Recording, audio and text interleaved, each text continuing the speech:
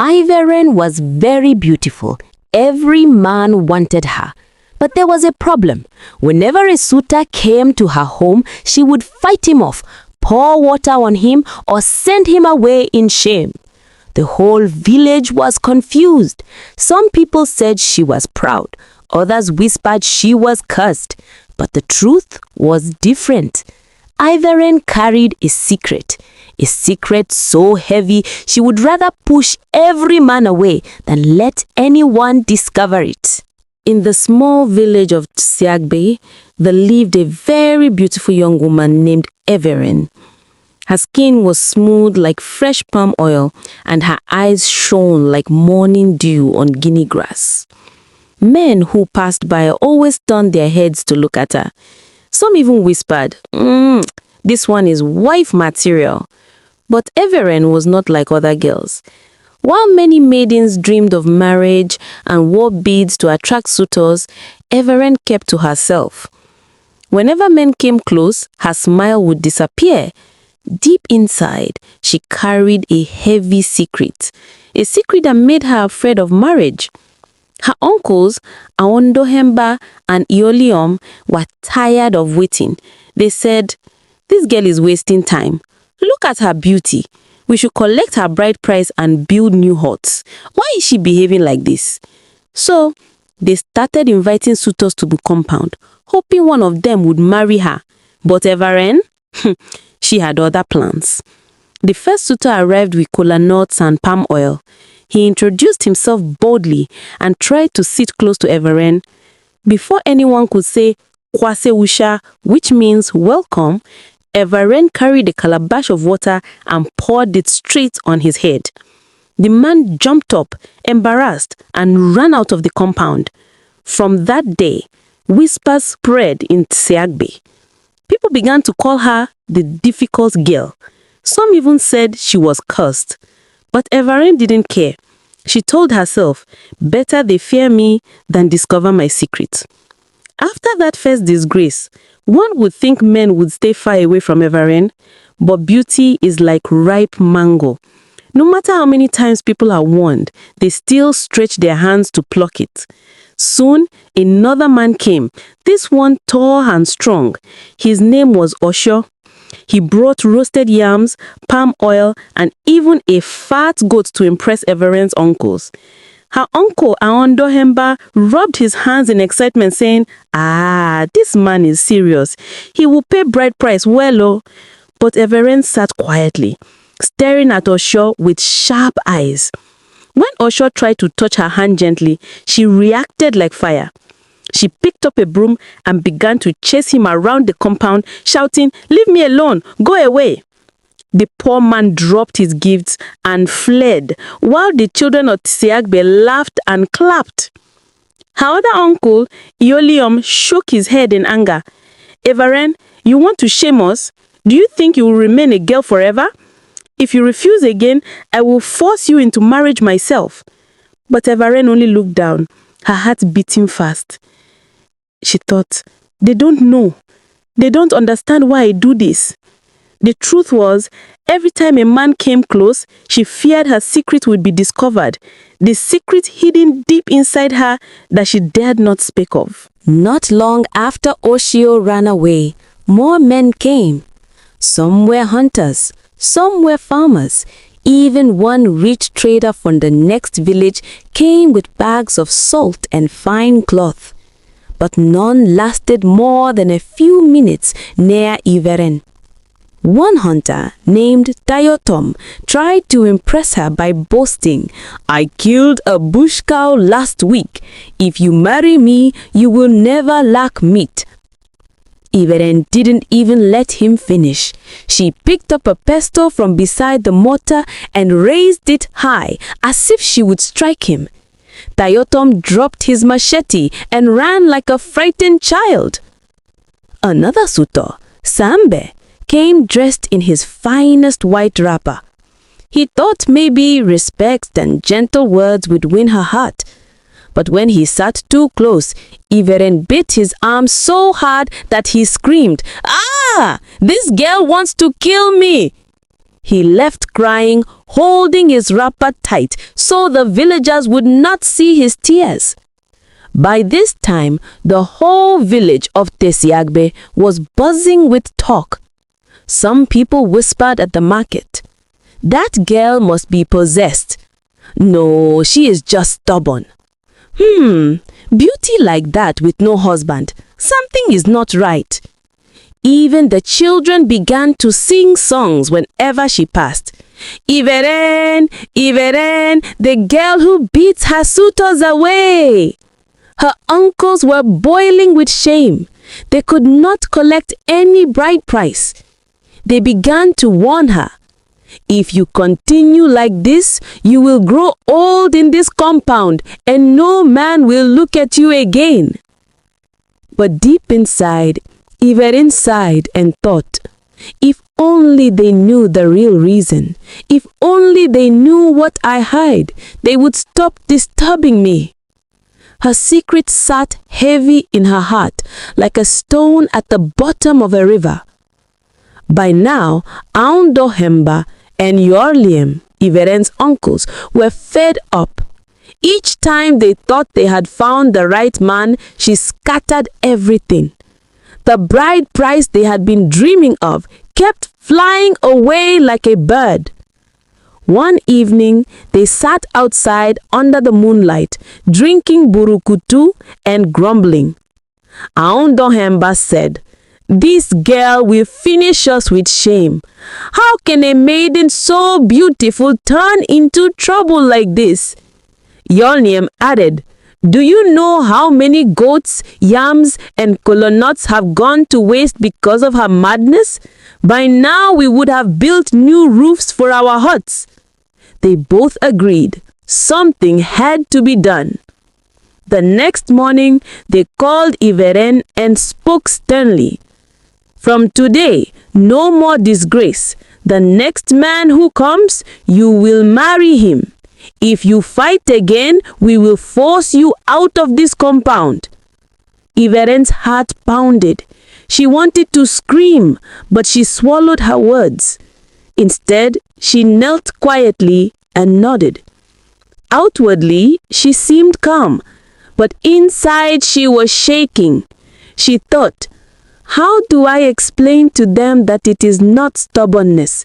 How do I tell them the truth, that I carry a secret so heavy, so dangerous, no man must ever discover it?"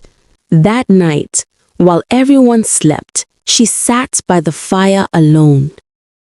The flames danced in her eyes, and she whispered to herself, "If I let any man too close, he will suffer. I must keep fighting them away, even if the whole world turns against me." But fate had other plans. Another suitor was already on his way to Tseagbe. The next market day, word spread that a young man named Tekimbi was coming to Tseagbe. Unlike the others, he was not boastful, nor did he bring loud gifts to show off. He was calm, gentle, and respected by many in his own village. When he arrived, he greeted Iveren's uncles politely and presented kola nuts, palm wine, and some tubers of yam. His voice was soft, his steps humble. The uncles liked him immediately. Aundohemba whispered, "This one is different. He has sense." Iyoliom nodded eagerly. "Yes, if Iveren refuses this man, then surely she is not normal." When Tekimbi first saw Iveren, he was struck by her beauty. But unlike the other men who rushed, he simply smiled and greeted her with respect. "Good afternoon, Iveren. I have heard of your kindness in the village. I only came to know you better." For the first time, Iveren did not attack. She looked at him quietly, unsure what to make of this gentle stranger. Something about him felt different, and that made her afraid in a new way. That night, her uncles teased her. "See how you did not chase this one. Your heart is already softening." But Iveren shook her head quickly, hiding her worry. Deep inside, she thought, I must be careful. If he comes too close, he may discover my secret. I cannot let that happen. Yet Tekimbi was not like the others. He was patient, and he was not planning to give up so easily. From that day, Tekimbi began visiting the compound often. But unlike the other suitors, he never forced himself on Iveren. He would sit under the mango tree, talking with her uncles, laughing with the children, and greeting Iveren politely whenever she passed. Sometimes he would bring small gifts, not goats or cows, but simple things like roasted ground nuts, a calabash of honey, or a bunch of ripe bananas. He would say, Iveren, I brought this for you. If you don't want it, give it to the children. And somehow, she always kept it for herself. Little by little, Iveren began to relax around him. She found herself smiling when he made jokes, even laughing once in a while. It surprised her. For years, she had chased every man away. But this one was different. Still, whenever Tekimbi tried to sit too close, Iveren would quickly move back. If his hand brushed hers by mistake, she would stiffen, her heart racing. Tekimbi noticed but did not complain. Instead, he said softly, Don't worry, I am not in a hurry. I only want to know you. The rest can wait. Those words touched Iveren, but they also made her afraid. She thought, this man is patient, but if he stays longer, he may discover the truth. What will he do then? That night, as she lay on her raffia mat, she whispered into the darkness, Oh, Aondo Hemba, what should I do? This man is different, but my secret is still here, heavy like a curse. After some moons, everyone in Sagwe noticed that Tekimbi kept visiting Iveren. Unlike the other men, he did not run away after her first rejection. He stayed. He greeted elders at the market, helped children carry firewood, and even joined the young men during communal farming. People began to whisper, could it be that Iveren has finally met her match? If she marries this one, peace will return to her family. Her uncles, Aondohemba and Yoliam, grew more hopeful. One evening, they pulled Tekimbi aside and said, Young man, you have done well. Don't mind her stubbornness. Continue pressing. One day she will agree. But things were not so simple. Although Iveren was friendlier with Tekimbi than she had ever been with any man, she still refused to let him too close. If he asked to walk with her to the stream, she would go, but she made sure to keep her distance. If he tried to talk about marriage, she would quickly change the topic. Villagers began to laugh behind her back.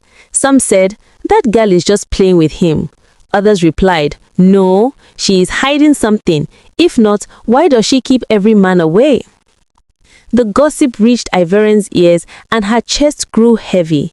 She wanted to shout at them, you don't understand, but she kept quiet. That night, she cried softly into her pillow, thinking, if only I could tell Tekimbi the truth, but if I do, will he still look at me the same way? By now, the patience of Aondohemba and Yoliam was finished.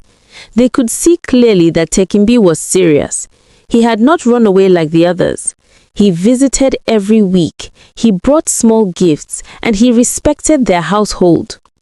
One evening, the uncles called Iveren and spoke sharply. Enough of this game. Tekimbi is a good man. He has waited long enough. You must accept him. Next market day, we will begin to discuss bride price. Iveren's chest tightened. She wanted to cry out, no, you don't understand. But if she spoke, they would press her for answers and her secret would spill out. So she kept quiet, nodding slowly while her heart raced. Meanwhile, Tekimbi was also beginning to ask deeper questions. One afternoon, as they walked near the stream, he said gently, Iveren, you are kind and you make me laugh, But why do you keep me at a distance? Do you not trust me? Iveren stopped walking. For a moment, she thought of telling him everything. Her lips trembled, but the words refused to come out. Finally, she forced a smile and said, "It is not you, Tekimbi. It is me. Please, just don't come too close." Tekimbi frowned, but he respected her. "All right," he said. "I will wait, but I hope one day you will trust me with whatever it is you are hiding." That night, Iveren lay awake. Turning on her mat, she whispered, "How long can I keep this secret? If they force me into marriage, what will happen when he discovers the truth?" The fear sat on her like a heavy stone, pressing harder than ever. When the next market day came, Aondohemba and Yorliam wasted no time. They sat with Turkenby and some elders, drinking palm wine and discussing bride price. They clapped their hands happily, already counting the goats, yams, and money they would soon receive. Iveren sat in the corner, quiet, her stomach turning. Every laughter from her uncles felt like a heavy drum beating in her ears. She thought, "They are tying the rope around my neck. They don't know what they are doing." Later that evening, when the elders left, her uncles warned her, "You will not disgrace us this time. The marriage must happen. Whether you like it or not, Turkenby will be your husband." Turkenby himself was overjoyed. He went to Iveren and said softly, "At last, it is happening. Don't be afraid. I will take care of you. You will never regret choosing me." But his words only pierced her deeper. She smiled weakly, but inside, her chest was burning. She wanted to tell him, "You don't know the danger. You don't know what I carry inside me." That night, sleep refused to come. Iveren sat by the fire, hugging her knees, whispering to herself, "If I marry him, my secret will come out. If I don't, my uncles will cast me away. Which one should I choose?" She knew time was running out. Very soon she would be forced to reveal what she had hidden all these years. Days passed and preparations for the marriage moved forward. The uncles were excited, walking around with pride. They told everyone in Seagbe, "Our niece will soon be married to a good man. No more disgrace in our family." The villagers nodded, but some still whispered, Let us see. Will Iveren truly marry this time?" Meanwhile, Turkenby was full of joy. He came often, helping Iveren's uncles repair their huts, fetching firewood, even carrying water from the stream. Whenever he saw Iveren, his face lit up like the morning sun. But Iveren, her heart was sinking deeper. Each time Turkenby smiled at her, guilt stabbed her like a spear. She thought, "He is so kind, but he does not know the truth. If I marry him, he will suffer because of me." One afternoon, while they sat together under the mango tree, Turkenby tried again. He said gently, "Iveren, I know you are afraid. I don't know why, but I see it in your eyes.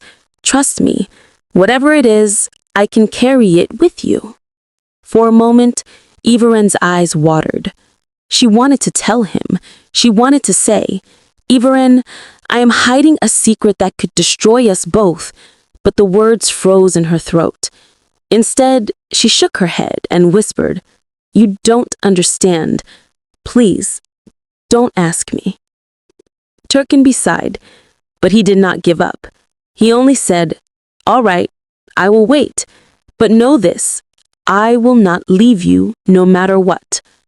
His words sounded sweet, but to Iveren, they also sounded dangerous, because soon, very soon, she would have no choice but to reveal her secret. As the marriage day drew closer, Iveren could no longer hide her restlessness. She stopped eating well. She hardly slept, and sometimes she sat by the fire till morning, staring into the flames. Her uncles noticed and scolded her. "You should be happy. Your husband is a good man. Why are you behaving like a widow before the wedding has even happened?" But Iveren kept quiet. What could she say? If she opened her mouth, her secret would spill out like water from a broken calabash. Meanwhile, Tekimbi was full of energy. He was building a new hut at the edge of the village, where he planned to live with her after marriage. He often came to Iveren with excitement, saying, "The walls are already standing, soon it will be our home." Iveren would smile faintly, but deep inside, her stomach turned.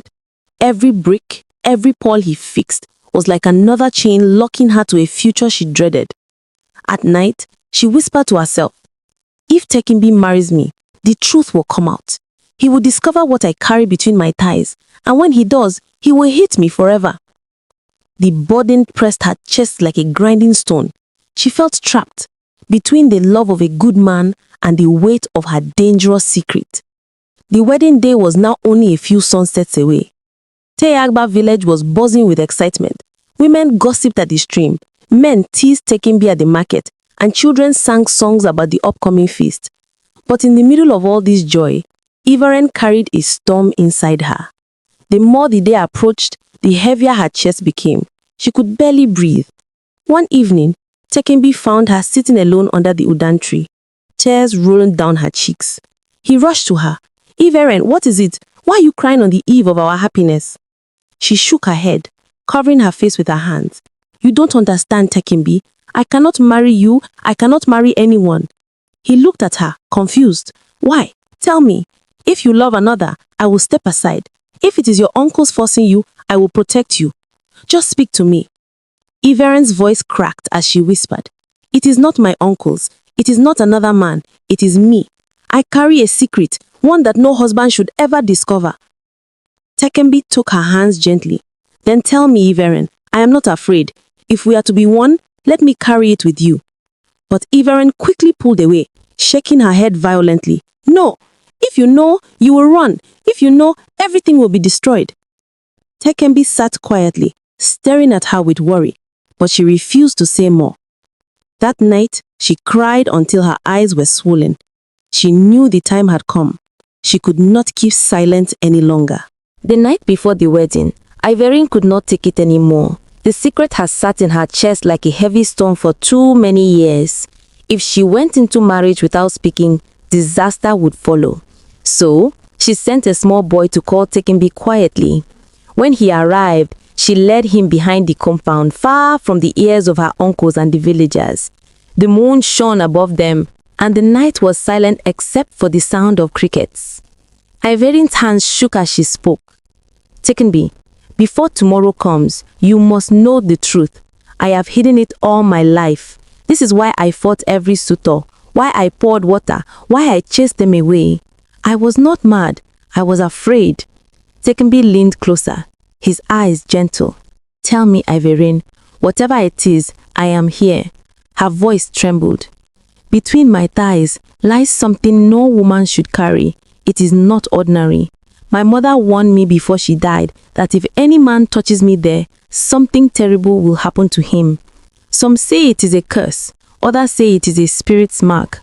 That is why I have pushed everyone away. I was protecting them and protecting myself." When she finished, tears poured down her face. She covered her eyes, expecting Tekembi to recoil, to run like the others. But Tekembi did not move. He stood still, breathing slowly before saying, "So this is the great secret. Iveren, you have carried this fear alone for too long. I will not leave you because of it. If it is a curse, then let us face it together. If it is a spirit, then let us fight it together. I came for you, not only for your body." Iveren's heart thumped wildly. For the first time, she felt both relief and terror. Relief that she had spoken, terror because she did not know what would happen next. After hearing Iveren's confession, Tekembi did not run, he did not shout, he did not laugh. He simply reached for her trembling hands and held them firmly. "Iveren," he said softly, "a curse cannot scare me away. I chose you with my eyes open. Even if danger hides in your body, I will still stand by you." Iveren pulled back, shaking her head. "You don't understand. This is not small matter. If you touch me, you may suffer, you may even die." But Tekembi only smiled sadly. "Then let me be the one to decide. Love without risk is not love. If I must face trouble because of you, so be it. My heart has already chosen you." Tears rolled down Iveren's cheeks. No man had ever spoken to her like this. For years she had believed she was doomed to be alone, But here was someone willing to carry her burden. The next morning, when her uncles called her to prepare for the ceremony, she looked at Tekembi with new eyes. She whispered, "If you truly want me, then be ready.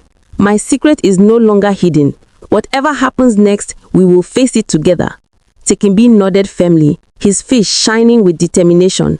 That day, whispers spread through Teagwe. "Ah, at last, Iveren is smiling beside her suitor. Could it be that the curse is broken?" But only Iveren and Tekembi knew the truth, that love had been tested and tomorrow would show whether it could survive. The sun rose bright on the day of the wedding. Drums echoed across Tisiagbe village. Women ululated and the smell of roasted goat filled the air. Everyone came out, eager to witness the marriage of the girl once called Mad. Iveren walked slowly into the gathering, her heart racing. She wore a simple white wrapper, her hair decorated with cowries. Beside her stood Tekembi, tall and proud, holding her hand so tightly as if daring anyone or anything to take her away. When the priest raised his staff to bless their union, a heavy wind suddenly blew through the compound. Dust filled the air. The villagers gasped. Some whispered, the curse has come." Iveren froze, her whole body trembling, but Tekembi did not let go. He held her hand even tighter and shouted, "If there is a spirit, hear me today. I take Iveren as my wife. Whatever she carries, I carry it with her. Whatever danger comes, let it come to me too." The wind roared one last time and then died down completely. Silence fell. The priest looked around, then smiled. "The spirits have tested your love, and today, love has won." The crowd cheered, and the ceremony continued. For the first time in her life, Iveren laughed freely, her burden lifted. She was no longer the cursed girl.